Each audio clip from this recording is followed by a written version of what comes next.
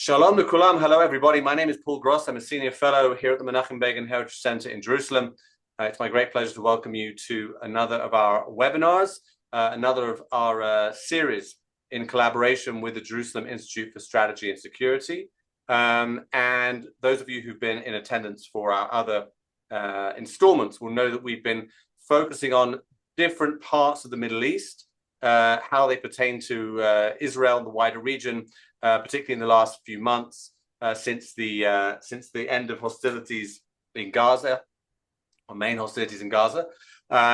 We've covered, amongst other things, Hamas and Qatar, the IDF, and Iran, of course. And what's been interesting is that we scheduled these some months ago, but the timing has been, I think, quite apposite. So the Iranian webinar was just as hostilities started with Iran, and tonight we're going to be discussing the issues in the north, Lebanon and Syria, at a time when the north is really where it's at. I'm sitting here in Jerusalem, as is my guest, and unlike recent weeks, I don't have to start by saying we might be interrupted by azakot, by sirens. That would not be the case if we were sitting in the north of Israel, because they are still, unfortunately, suffering bombardment from Hezbollah. So we're going to be discussing that and other things. My guest today is Jonathan Hessen. He's a senior fellow at the Jerusalem Institute for Strategy and Security. He's also the founding editor-in-chief of TV7 Israel News, where he hosted and produced thousands of geostrategic panels. He's operated for many years as a senior advisor to a number of world leaders and officers, and he's also done that in Israel as well. He's a senior advisor at the leading US think tank Foundation for Defense of Democracies, which I'm sure many of our viewers have heard of.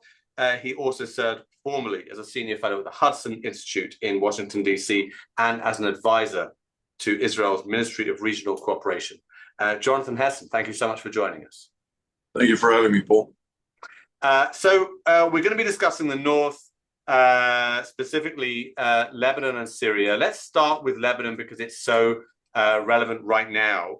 I wanted to just start by asking you, maybe you can give us a little bit of background as to what the situation is right now, because we're seeing Hezbollah, of course, joining the fray after this war started with Iran. In a way that they pointedly didn't join with when we were fighting Iran back in June last year. So what's changed since then?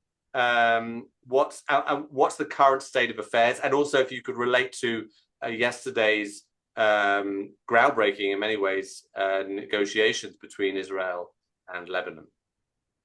Okay, so there are a few questions in there. Sure. I'll try and sequence it. Sure. Take as long as you want. Sure. So yeah, I think it is important to point out that Hezbollah was always a point of reference and a discussion as to what it actually was. Was it a Lebanese organization? Was it an Iranian proxy or an extension or a surrogate? And as the war unfolded, actually post-October 7th, when it entered into the fray by launching attacks against Israel's northern communities on the very next day, on October 8th, in order to frustrate Israel from launching all of its divisions to the south and enter Gaza too forcefully, as it believed that it would not be as lengthy, this war, and that it would actually be able to force Israel to a stop at a certain point. This time around, particularly after that it was decapitated with the Operation Beeper on the 17th of September of 24, and subsequently merely a couple of days later on the 27th of November of that same year with the elimination of Hassan Nasrallah. This organization was really in a point of disarray. This led, of course, at the time, the war negotiations going on between the United States under the Biden administration with its key envoy at the time, Amos Hochstein, engaged in negotiations both with the Lebanese government as well as separately with the Israeli government to bring an end to hostilities, which ultimately culminated on the 27th of November of 24. At a time, Trump administration officials were telling the Israelis, try and push more, keep going, because the more you degrade Hezbollah, the stronger the state will be when we come into office, and we'll be able to do a lot more. But at the same time, there were some potential sanctions hovering above, and a UN Security Council resolution at the time did concern Israel if indeed the Biden administration would push a similar decision to abstain, as was the case with UN Security Council Resolution 2334, which designated all of Judea and Samaria as occupied territories, essentially.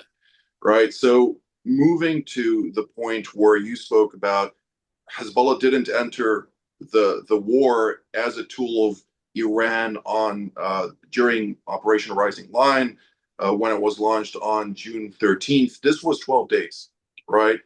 Hezbollah was also very much in a state of disarray at the time. It was trying to somehow attach a command and control structure that was being organized by the Iranians, and it had a very hard time to really enter into the fight when just merely a couple months earlier, the Lebanese government reached a certain understanding with the United States about this. This was not that Hezbollah was part of the negotiations under the Biden administration, but it did commit to Lebanon supposedly out of its own interests for survivability, and we can speak about that more later.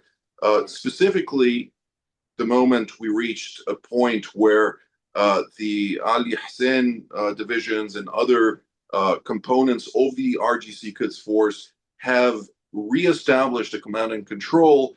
At this point in time, it wasn't just Israel entering into an armed conflict with the Ayatollah regime in Iran, but rather the United States taking the lead with U.S. Central Command really bringing the might of the United States military. Some say it's merely 10% of it, but nonetheless, there were plenty of components that were pushing the RGC to the brink, and therefore they were deeply concerned that the combined force of roughly 200 plus aircraft by the Israeli Air Force, alongside roughly 150 aircraft of the United States Central Command with the various USS carriers operating in the Straits of Hormuz, as well as other aspects related to that, they wanted to somehow once again split the forces and alleviate the pressure on Iran to be able to drag out as much as possible. This didn't work out for Hezbollah as it really wanted, since it was under the impression that Lebanon was still a vassal state of Iran. Everybody knows that, and that was somewhat baffling also to Israel, when countries such as France and Australia and other like-minded nations around the world supposedly were coming out and saying, yes, make sure that it's part of the Iranian deal. But what they were actually saying, Iran is the sovereign over Lebanon, and therefore we're going to utilize that as quickly as possible in order to bring about a cessation of hostilities and try and mitigate the risks and deal with the situation in a way and fashion that we were accustomed to. However, there is a paradigm shift since October 7th, where Israel said, no, each front by itself, if you enter the fray, you're going to deal with the consequences thereof. The cessation of hostilities was reached, and Israel utilized the opportunity to re-engage with the majority of its assets in order to degrade Hezbollah further, with a clear strategy at hand, moving forward and really being deliberate in the process of achieving those goals. First and foremost, ensuring the security and safety of Israel's northern communities, with taking out the opportunity of the various type of munitions, particularly the anti-tank missiles, from having the capacity to directly destroy or target civilian infrastructure in northern Israel, alongside a couple of other aspects that we can go into somewhat later. But this was the sequence, so to speak, of how things moved forward.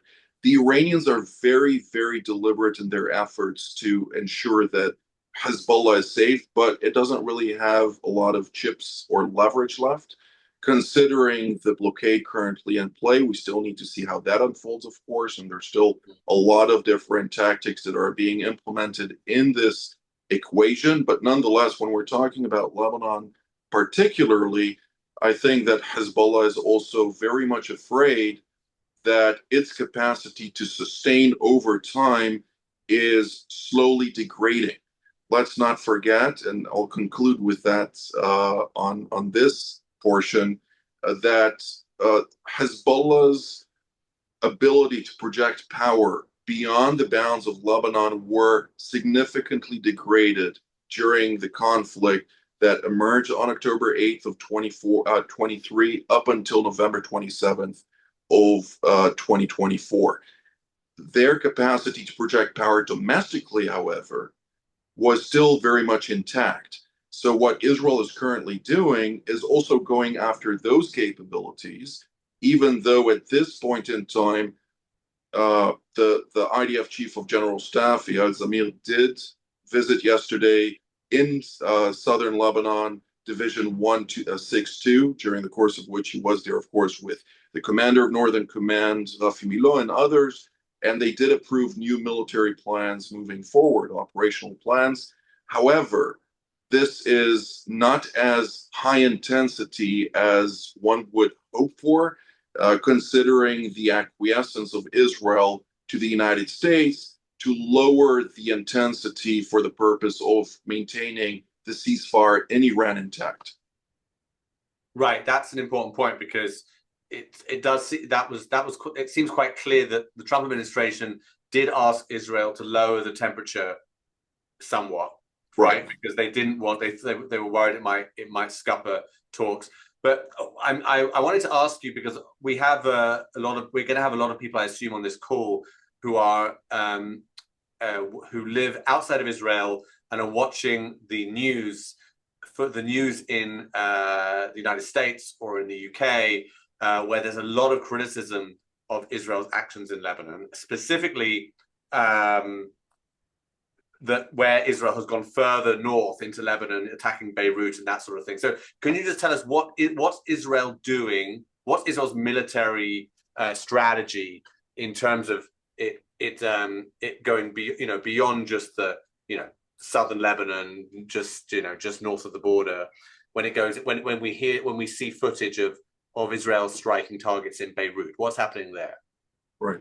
So it's very important to point out a couple of things. One, we need to know that Israel has a new doctrine. Post October 7th, on October 7th itself, when the Islamist Hamas launched its onslaught on southern Israel, murdered some 1,200, mostly civilians, wounded 4,800 others, and kidnapped over 250, mostly civilians again. What it did was it penetrated the border, which was very electronically equipped, very robust. But the moment they entered, the civilian communities were just there on the other side of the border. No longer. Now Israel is employing a forward defense in which it says the military is going to be the buffer between the enemy and the civilians of Israel, and to ensure that whatever happens, if they manage to push a little bit forward, we are going to be there to protect our people. Therefore, what we currently see, and this is, we'll keep it in the public knowledge type of environment, Israel is establishing roughly an 8-kilometer long, you can translate that, I think it's roughly 4.5 miles long, buffer zone where it's sterile. There are not going to be there any humans except for the military. Okay, and it's going to ensure that the military equipment there does frustrate any attempt by Hezbollah to have a direct line of fire towards Israeli communities. which are right on the border. I'm sure that most of those listening right now have visited Israel at some point, and if they did visit the northern communities of Israel, many of those communities are right on the fence, so to speak. The moment something would have happened, if God forbid, on October 8th, they would have launched by Hezbollah, the Red One forces, and penetrated deep inside Israeli territory, they could have technically reached Haifa. And what we saw on October 7th would have looked very different, radically different. And thankfully, that was not the case. But the IDF is now taking upon itself to ensure that that does not happen. There are certain mountainous areas that need to be taken under the control in order to frustrate any strategic advantages to Hezbollah. And during the time allotted to the Israel Defense Forces in close cooperation and coordination with the United States, which is not necessarily reported, they are very deliberate in their intentions to degrade Hezbollah's capabilities to launch any type of offensive, again, on the northern communities of Israel. Between that 4 mile or 8 kilometer buffer zone that is established up until the Litani River. North of that, the IDF is going to supposedly occupy those territories, for a period of time, in order to ensure that Hezbollah has no longer any military capabilities in order to launch even short-range or medium-range rockets towards Israeli territory. And that is something that is going to take an extended period of time, but nonetheless, there is an end date to it. So there is an anticipated effort that is going to unfold as time progresses. This is also being done in discussions that have also taken place yesterday during the meeting between the Israeli ambassador in Washington, Dr. Yechiel Leiter, and his Lebanese counterpart, Nada Hamadi, and of course, under the auspices of Michel Issa, which is the American ambassador to Lebanon, and the chief of staff of Marco Rubio, and Rubio himself. So this was a robust discussion, and they highlighted this discussion in the opening remarks by the Secretary of State, who is also the National Security Advisor. He highlighted that this discussion is not just one-time meeting. This is a process with the core focus on how to degrade or to actually eradicate Hezbollah's influence over Lebanon, that it has caused so much heartache to both the Lebanese population and Israeli population.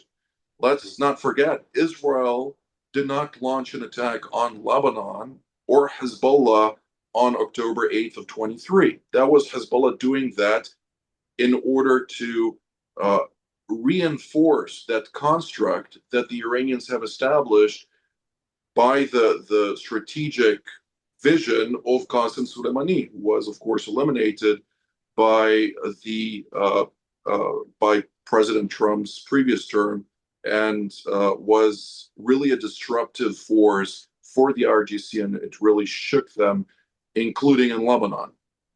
So we're looking at an organization that is now going, it's really unhappy with the latest developments. It is still proclaiming victory, but it is urging for an abrupt ceasefire. I don't know exactly how that works, but you know. Yeah. Before I go on, I should have said at the beginning for our viewers, please do put questions. Please write questions for Jonathan in the chat or in the Q&A, so that we can there'll be time to put some of those questions to him at the end of the discussion. I want to just stay for a while on the events of yesterday. These negotiations, conversations between, as you said, Yechiel Leiter and the Lebanese and the under American auspices. I think we shouldn't understate what a dramatic change that is, because I remember going back to the the Second Lebanon War. I was too young for the First Lebanon War, but the Second Lebanon War in 2006, when it was a given that Hezbollah could do what it wanted, and the Lebanese government had literally nothing. There was nothing they could do about it, and Hezbollah would just assassinate Lebanese politicians that dared to call for an end for Iranian influence in the country.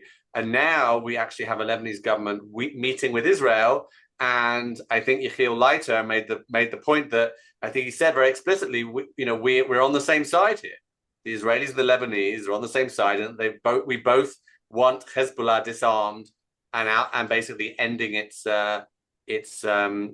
power, its influence in Lebanon. So can you just speak to that a little bit? What's changed? What has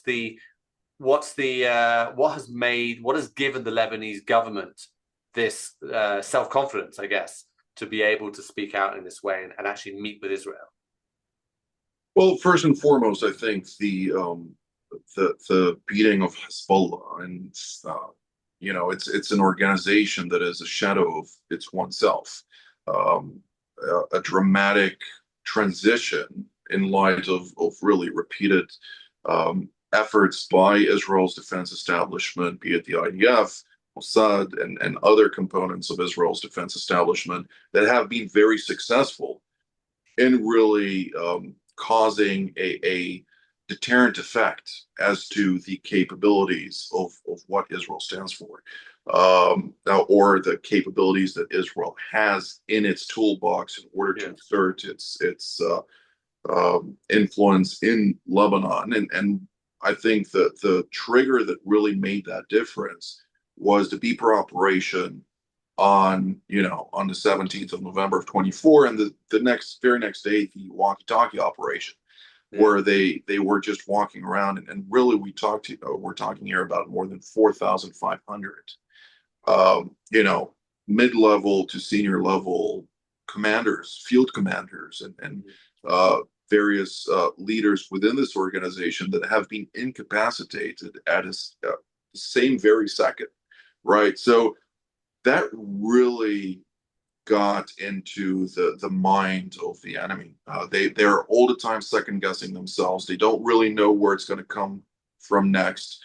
And just a couple of days ago, which was the most significant uproar of the international community, supposedly coming and condemning Israel for striking roughly 100 targets, including deep inside, Beirut and other locations in the Dahya and so on, and the Bekaa, where 100 targets simultaneously got struck within a time span of roughly 3 to 4 minutes, right?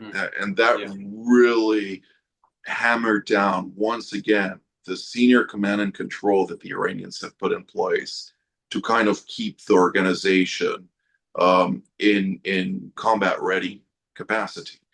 And the reason for that was, and this was somewhat reported, and not all of it was reported, but there were a couple of oligarchs, Lebanese oligarchs, that wanted to rally behind Hezbollah in order to launch a coup attempt against the incumbent Lebanese government. This strike recalibrated those oligarchs, and we're seeing the manner in which they're now somewhat more passive or more supportive of the government itself, because they suddenly realize, and the memory comes back of, oh wait, we are also penetrated potentially by Israel's intelligence agencies or others that are then also in cahoots, so to speak, operating against this Iranian proxy. So, albeit not necessarily a consensus in Lebanon with regard to Hezbollah, because Hezbollah has been, or let me rephrase this, the Lebanese state has been on the brink of economic collapse for a very long time. And Hezbollah has been a cartel-like organization with a lot of financial capacity to bring a lot of people on the payroll, and therefore their support was soaring. from also other sectors of Lebanese society over the years with a lot of social dimensions. They also hold within their political capacity the Ministry of Health and the Ministry of Telecommunications and so on and so forth. So they are also controlling soft power tools within Lebanese society to draw them in. So that is another component that needs to be taken into account. And then within this broader context, we need also to look that the Lebanese government itself, under General Joseph Aoun and Prime Minister Nawaf Salam, who is a technocratic prime minister, he still has a couple months, roughly 2 years to go. But nonetheless, they have received under the Trump administration a lot of support suddenly to go and engage in direct negotiations. And the fact that there were no real substantive talks prior to that, at a time when hostilities are taking place and everybody is concerned not only for their own skin, but also for their assets abroad, because maybe the Trump administration's Treasury Department might come after them and suddenly they'll be bogged down, in a very new reality from their perspective. They have re-evaluated the situation and decided to move forward. Another and last component of this is the Iranian dimension, right? There are ongoing negotiations. Iran has been heavily beaten militarily for roughly 40 days. Currently in negotiations, it blocked the Strait of Hormuz on the one end, but then the United States comes and, while negotiating, announces suddenly, you know what, a naval blockade. This type of negotiation that has far diminished Iran's capacity to connect between their portfolio to the Lebanese one has also sort of the government's courage to come out and actually do something about their current state of play and their aspiration to reassert sovereignty over their own country. And one last question on this, then maybe we'll move to Syria. Obviously, these talks are going on with Iran, and there's been a lot of focus in the news on what might happen with Iran. If there were, I'm going to ask two questions in one. If there were regime change, and I realize that seems very far off right now, but it's certainly not impossible in the months ahead. What would that mean? What level of disaster would that be for Hezbollah if the Islamic Republic were to fall? That's the first question. The second question is are there changes that could happen in Iran short of regime change, which would also hugely negatively affect Hezbollah? So the collapse of the Ayatollah regime, which Hassan Nasrallah and Naim Qasim at that are an extension of, just in a different, geographic location, would be devastating to them. They will, however, look to alternative means. If I take just one analogy as an example, in Egypt, during following the spring uprising, the Arab uprising, and then the collapse of the Mubarak regime that brought about the leadership of Hamad Morsi of the Muslim Brotherhood, the tribes in the northern Sinai Peninsula, just adjacent to the Gaza Strip, have been calling themselves Ansar Beit al-Maqdis, which is a Muslim Brotherhood affiliated and sponsored type of terrorist organization, has been operated by the Muslim Brotherhood as an extension or an offshoot, a type of Hamas just in Egypt. The moment the current president, Abdel Fattah al-Sisi, pushed forward for his coup and brought the Muslim Brotherhood into a really all-time low, they suddenly didn't have the significant funds coming into their coffers. So they sent, and that was actually the Tarabin tribe that Israel utilized in southern Gaza just recently. We won't go into that. But the Tarabin tribe actually sent a delegation to Idlib in Syria to speak with people of Abu Bakr al-Baghdadi, the leader of the Islamic State.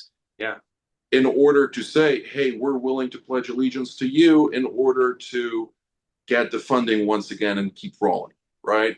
So they moved from a Muslim Brotherhood affiliation to become Dawlat Islam bil Iraq wa Bilad al-Sham, Wilayat Sina, the Sinai district of the Islamic State, right?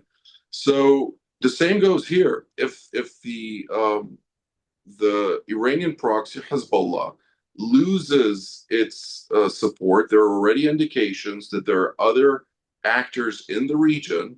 We won't go into details of that too much, but there are other actors in the region that are eyeing to become the new sponsors of Hezbollah in the event that this vacuum emerges, and they'll be able to sweep into an organization that already exists. Those are well-trained fighters, and if any type of country, possibly Sunni country, in the future would like to attack Israel or cause problems to Israel with, probable, plausible deniability, that would be a great opportunity for them to miss, right? So that was these are one of those considerations that need to be taken into account.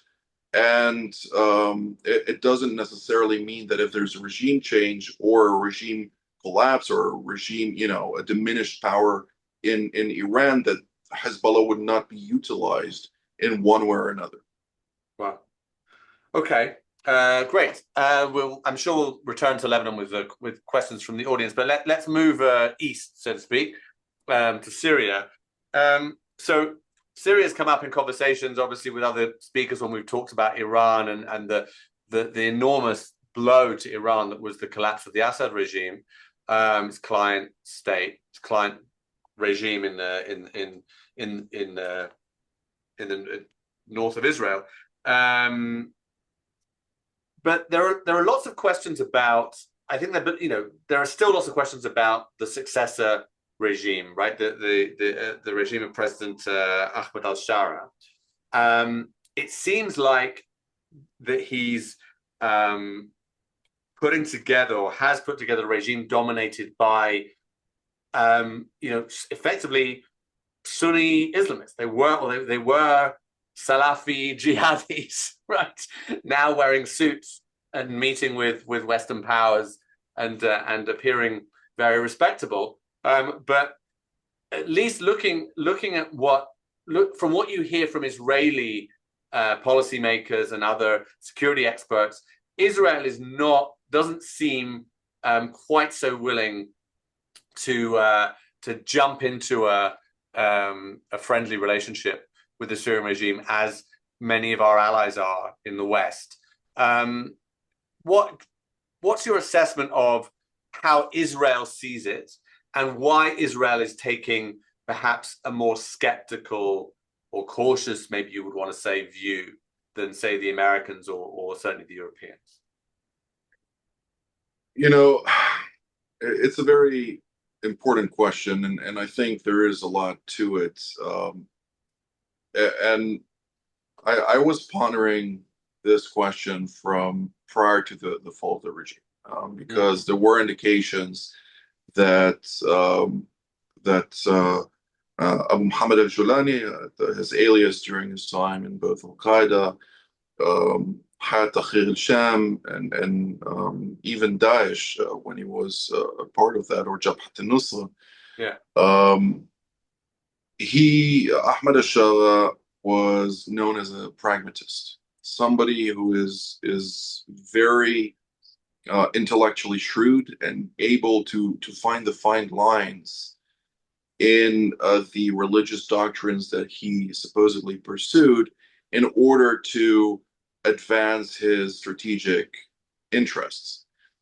And yet, something that I had a conversation with a fellow of ours at the Jerusalem Institute for Strategy and Security, Major General in Reserve Yaakov Amidror, who formerly served as Israel's National Security Advisor. Yeah. That, what are the variables of a certain issue, which we won't go into with regard to Syria, but he said, Jonathan, what is their state of education? because when you look at their education, that's the one thing they can't really hide about their ideology and how whether or not they really change those dots or stripes of zebra. And in this context, when you really look at their education system, it is Islamist, Wahhabist through and through.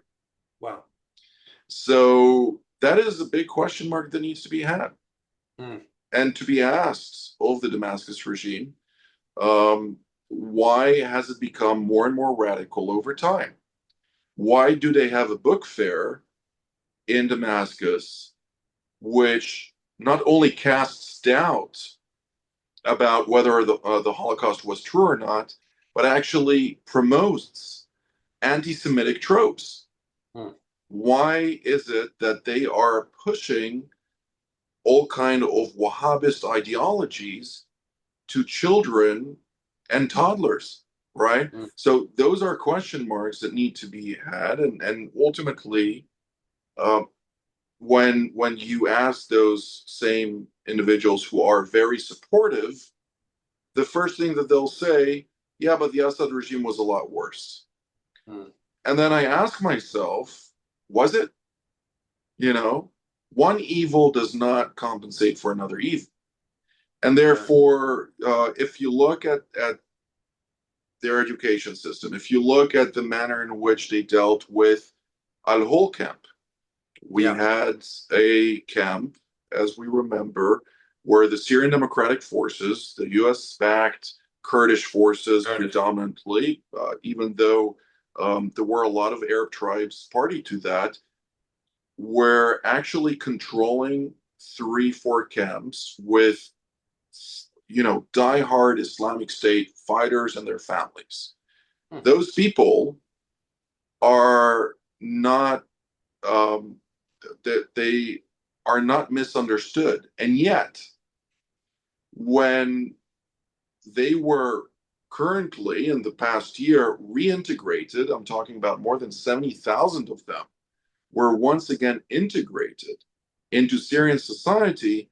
The quotes or press releases by both the Syrian government as well as the Turkish media agencies that support the Syrian government have come out and referred to them as misunderstood individuals, right? That are once again reuniting after so long with their families and so on and so forth.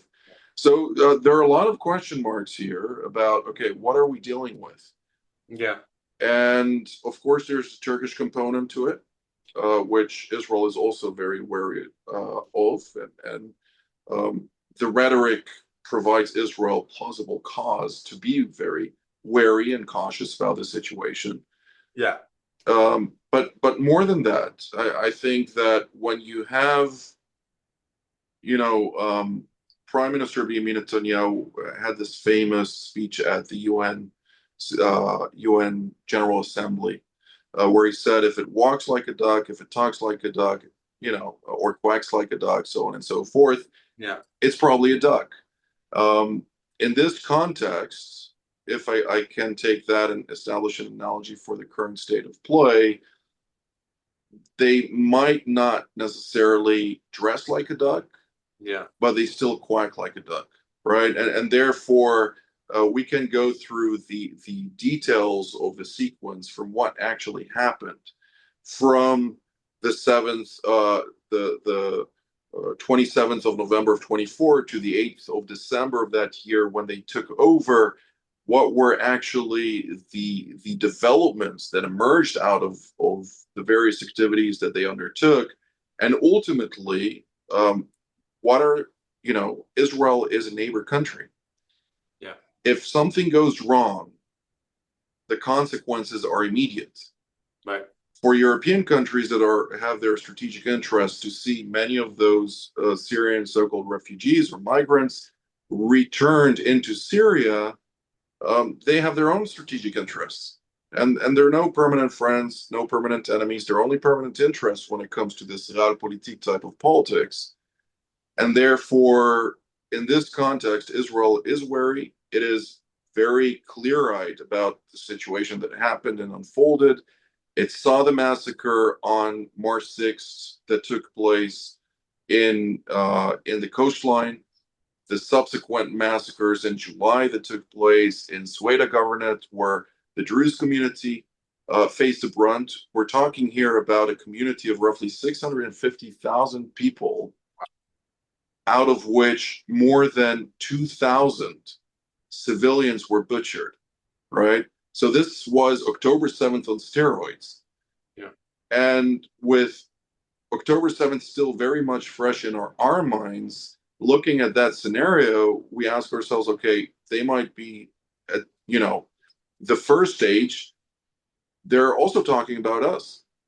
You hear them chant, their chants about Haibar Haibar Ya Yahud, talking about the Haibar campaign, where they butchered and murdered the Jewish communities in the Hijaz back during when in the Quran. So there are a lot of aspects that need to be taken into account.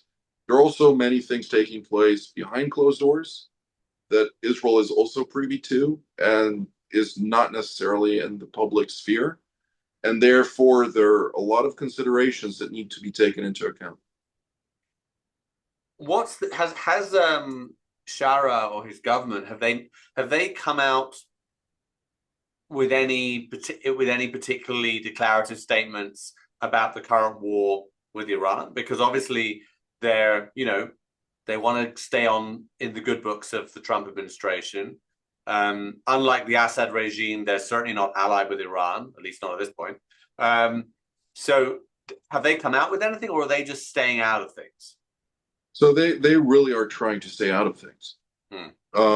Let's not forget, Syria has faced devastation by the Iranians for far too long. And those organizations that we're currently seeing controlling Syria, be it Hayat Tahrir al-Sham or HTS, which Ahmad al-Shara headed, or JISS al-Islam, or any of those other organizations, including Al-Qaeda, they were enemies of the Iranians. It's the Sunni Shia. Salafists, right. So they were really faced with very significant strikes and attacks by the Iranians that killed thousands of them, if not tens or hundreds of thousands. And, take JISS al-Islam, for instance, which at some point reached an agreement with the Assad regime, just to give you a picture of how terrible this was for them. When they attacked the different locations of the Assad regime placed on top of all of the command centers cages with their families in there, so they would kill their own families, right? And they did to them the same. So this is really atrocities through and through, that there's a lot of bad blood between them. And the Shah regime remembers this. Yeah, right. No fans of the Iranians. Okay, I'm going to stop here and go to questions from our many audience members. Some of them have already come in. You can keep them coming in. Let's go back to Hezbollah. There was a question quite early on from Jonathan, who wanted to know how much support you think Hezbollah still has among the Shiite population of Lebanon. So it's a good question, Mark. There was a poll that was published just recently, where they had roughly 40% support, give or take, right? 40% of the Shiite of the Shiite population in Lebanon, and it's far lower than it used to be. Yeah, far lower, and it's becoming worse as time progresses, because many of those people won't have the capacity to return to their homes, despite the pledges of Naim Qassem and the Iranians, right? So they were under the impression, okay, this is another round now that we'll leave and then we'll come back. But they're also fatigued. Look, it's been 2 years of war, where many of those families, that every time were kicked out of their houses, they didn't really get the benefits or the funds of a victorious organization as they claim. Yeah. And despite the fact that the Iranians have managed to funnel through roughly between $1 to $2 billion during the year 2025 alone, those funds were also to rehabilitate the organization militarily, not just for the population. So there's a true backlog on the finances to the organization and to their supporters as well. They're unable to pay their albeit they secondary actors, their allies. Amal, in the past, they used to pay them roughly $250 to $500 a month. This went down to a certain point to 50. These days, they don't even have the money to do that. Wow. Right. So there's a lot of frustration within the Shia community, and it's very interest driven. It's very survival type of composition where they need to sustain. Yeah. Okay. I mentioned at the beginning that we've had a number of these webinars with JISS, and I got a question about someone asked me personally about the other sessions. So I'm just sending in the chat a link to the playlist, so people can just save that link. They can find access to all the other videos, all the recordings of the previous webinars. There's a question here from I don't. It's an email address, so I'm not sure the name. But is the Lebanese government actually able to disarm Hezbollah and avoid a civil war? So one of the demands that Israel has is anything north of the Litani River, they want the Lebanese government to take care of. And that will be over time. But the Lebanese government needs to come to grips. Unfortunately, there is a somewhat of a paradox here. Since it seems like, despite the fact that Joseph Aoun was the chief of defense of the Lebanese armed forces, or LAF, in recent years, the person he appointed after him, Rodolphe Heikel, is an ally of Hezbollah. And Wow. many of the commanders, some of the brigades and the field commanders of LAF are actually Shia Muslims, which have family in Hezbollah, their brothers, right, Yeah. or their sisters, or whoever. So, in order to bring about a scenario in which the Lebanese government would have the capacity to do so, true reform in the Lebanese armed forces would need to take place. And it needs to become beholden to the political class, which unfortunately is still very corrupt, right? We still need a lot of reform there that was already requested by even the IMF and the World Bank and so on and so forth, in order to bail out the Lebanese state, which is also fiscally just, on the precipice of the abyss. So that is one aspect. In recent days, unfortunately, Haikal appointed all kind of generals and senior command in the Lebanese armed forces that are loyal to, they are part of the Aoun camp, but the wrong Aoun. So you have Joseph Aoun and you have the previous president, Michel Aoun, right? Yeah. Who is an ally, again, of Hezbollah. Right. So many of those new generals are allies of the previous president, who is an ally to the Iranian proxy, and therefore it's very tough to get through into achieving such a goal. But with the right determination, a multifaceted strategy that would encompass all kind of or would tackle rather all kind of challenges within Lebanese society and the political class, the United States has the capacity to make a change to that.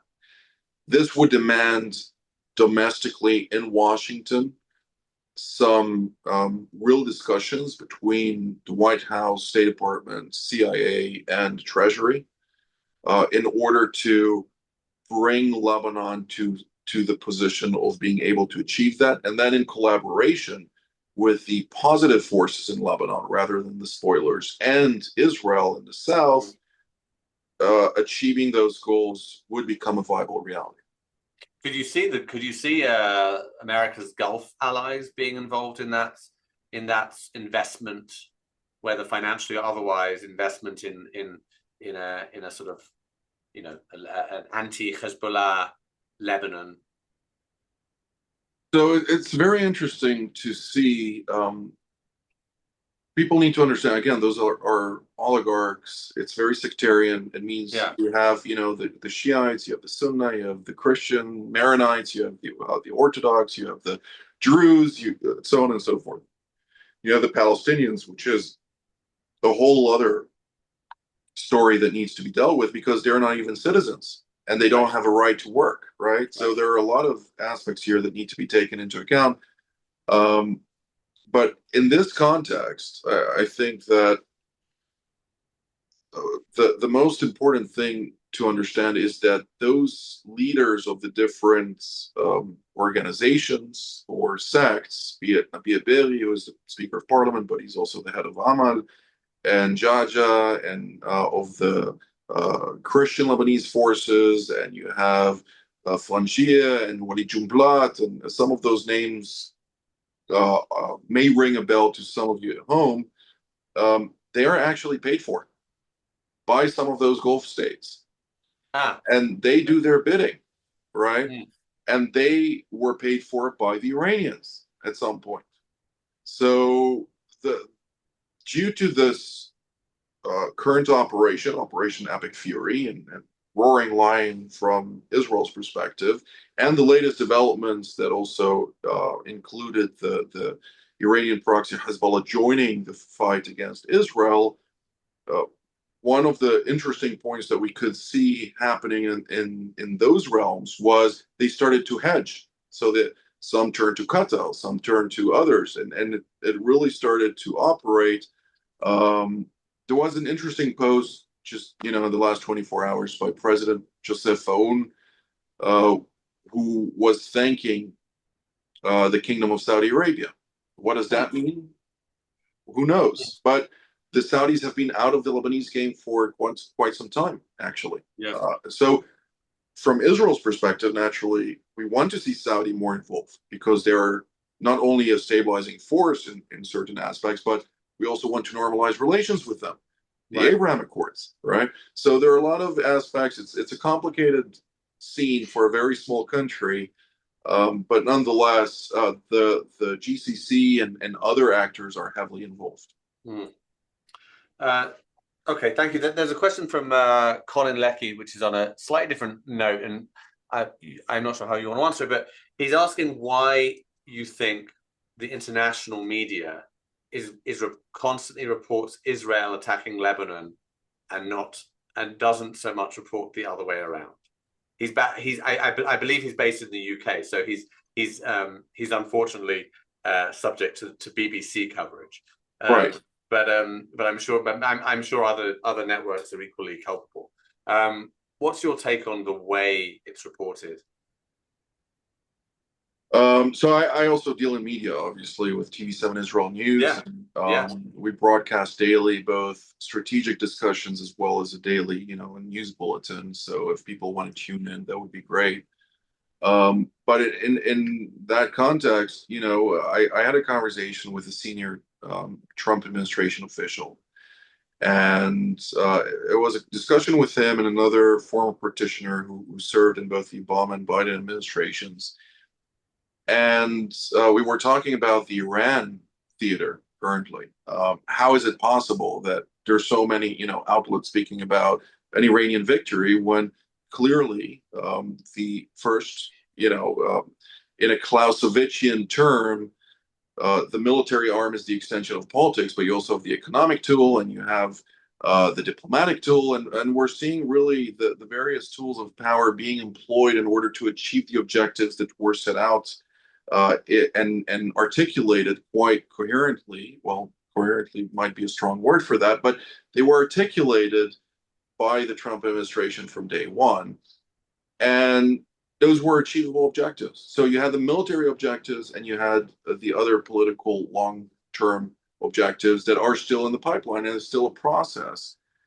And I think that the media has come to a very low point where, okay, I'll set it in such a fashion that people understand. So in our discussion, what we basically said, Iran, the only thing Iran was winning was a propaganda war, right? And you could really see them being very successful in that soft power. And for anyone in Washington, the moment the Iranians want to move the needle on something, they really have their psyops of their influences in Washington, where it's very strongly felt. And I think it goes back to 2003 when there was a clear transition, particularly in the United States, but it trickled down to other locations around the world, where news channels turned into business channels. They went from being focused on delivering news to really becoming a market-based force where suddenly you had private organizations sponsoring and you didn't want to piss off anyone in any of those organizations that would ultimately cost the organization money if they decided to leave. Or you had a person in the field that if you said something wrong, that person in the field could come into harm's way. And of course, there's another factor that includes a lot of people who migrated over the years into the United States and into Europe and Australia and elsewhere, taking jobs of editorial power, where they could also influence their own narratives on public discourse. So it's a factor, it's multiple factors brought into one, and unfortunately, fortunately for us, but also unfortunately for us, we live in democratic societies where free speech is really something that we can be very happy about. But those totalitarian regimes that have access to influence those free societies do not play by democratic rules. Yeah. So there are a lot of factors that need to be taken into consideration here. It's not just this one thing of why. Sure, There are sure. many whys. Yeah, of course. The media is a whole. There's a whole webinar or a webinar series in itself there. Right. Robin asked a question. She picked she or he. My apologies. I don't know which gender Robin, but Robin picked up on your cartel analogy and asked if you can.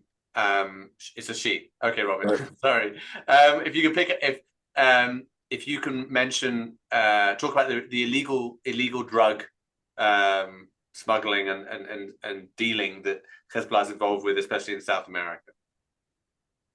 So in South America, they were actually very heavily involved in Venezuela from places. And in the past, also Colombia a lot, and they had some in Mexico. I have a couple of friends in multiple administrations that worked those files, and they were always telling me about their robust collaboration with those states that are rogue regimes that were hijacked by cartels, right? And their capacity to involve themselves with the help also not just of Hezbollah but the Islamic Republic of Iran granted them a lot of collaborative efforts there on the drug scene. And it didn't just stop there. It was also much of the cannabis, illegal cannabis or Captagon or other type of drugs being smuggled through Syria under the Assad regime were also brought forward by the former Syrian intelligence in collaboration with Hezbollah. Wow. Going into Europe, going into Turkey, going into other GCC countries, utilizing the Hashemite Kingdom of Jordan in order to advance their interests there. both political and in malign activity. So the people need to understand that the terrorist organizations and the criminal organizations, there is a very fine line there. The only difference is that the terrorist organizations, for the most part, are driven by ideology, and the money is the tool that fuels that ideology. Right. There were certain Hezbollah officers, senior officers, that were closely followed both by American intelligence as well as Israeli intelligence, that were into slave trade from Africa, and to Africa. They were actually exploiting the Syrian refugees during the terrible civil war there. They were, abducting children, boys and girls, and selling them into Africa for sex trade.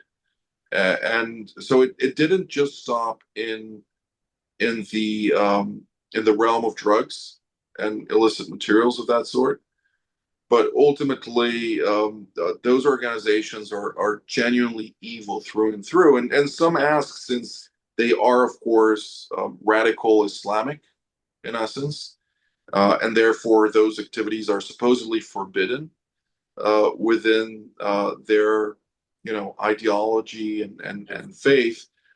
But it seems like when money is involved, they're more than willing to turn a blind eye to some rogue actors bringing in a lot of money to further their own interests. Yeah, and justify means, I guess. Right. Okay, let's end with a question about Syria. This will be the last question. Jonathan asked, in your view, what is Erdogan's ambitions for or in Syria? So, it's a long answer. So I'll try and keep it short, but I'll give you a glimpse of history. And before you do that, I should say, in 2 weeks we have our final webinar with JISS, and it's on Turkey.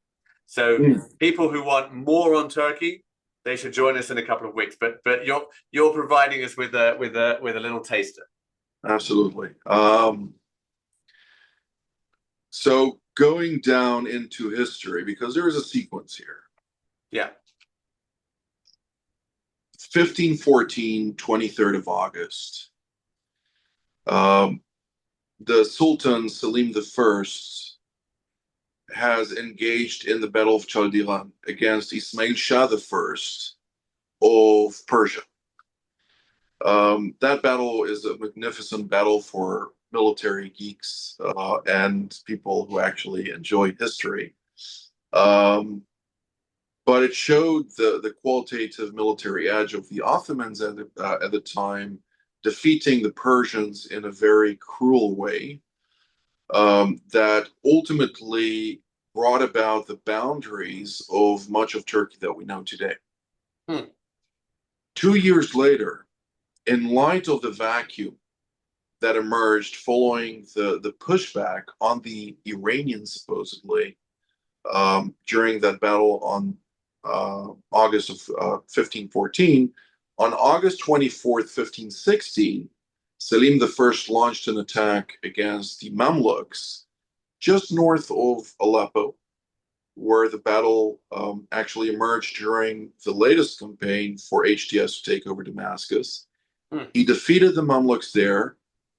The leader of the Druze back then, Fakhreddin, who was a prince, actually decided to stay out of that battle, and that's why also Selim I managed to conquer Aleppo, and from there it was merely a couple of days later into Damascus, and from Damascus the road was paved to Jerusalem, which was captured on December. There are different accounts from different historical figures, but between the 27th to the 29th of December of 1516.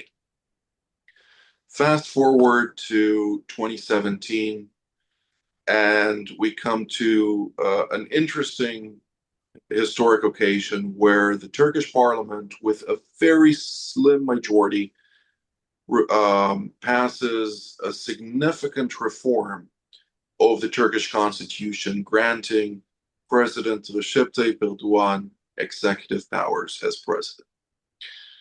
The first place where he goes to is the tomb of Selim I, that same guy.